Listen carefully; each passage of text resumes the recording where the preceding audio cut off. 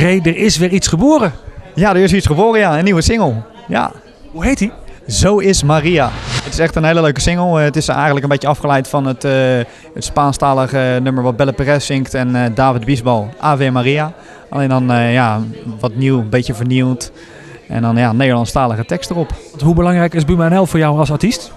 Ja, heel belangrijk. Tuurlijk, ja. Het is ook al je rechten en dingen liggen er natuurlijk ook. Dus dat is juist het mooiste van het artiest, dat het allemaal wel beschermd wordt. En dat doet de Buma natuurlijk. Dus ja, het is gewoon hartstikke mooi dat ze zo'n dag organiseren dat je lekker op het podium mag staan en voor zoveel mensen mag zingen. Dat is echt gaaf. Toch wel het meeste met z'n optredens, want tegenwoordig met de downloads en illegale downloads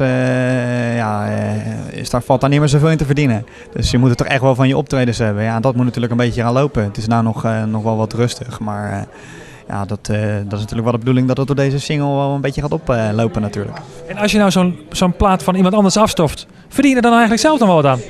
Ja, wel, natuurlijk wel. Ja, je moet natuurlijk ook wel, je moet je rechten moet je afdragen en je moet natuurlijk alles netjes op papier zetten. Ook dat degene die het eigenlijk oorspronkelijk gecomponeerd hebben, ook natuurlijk wel de centjes ervan krijgen. Want die hebben het natuurlijk bedacht.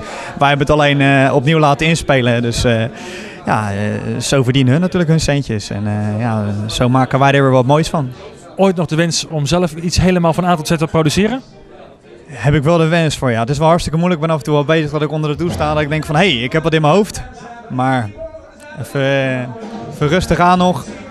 En misschien dat ik ooit op een dag alles dingetjes een beetje bij elkaar raap. En dat ik dat aan een heel mooi nummer maak. Ik hoop het wel. De videoclip bij Dat is Maria. Wanneer kunnen we die verwachten? Wanneer kunnen we die verwachten? Ja, hij is gisteren uitgekomen. En we hopen toch al nu binnen een paar weken dat de clip wel gemaakt wordt. Ja. Dat is wel de bedoeling, want die moet natuurlijk op TV Oranje gedraaid worden natuurlijk.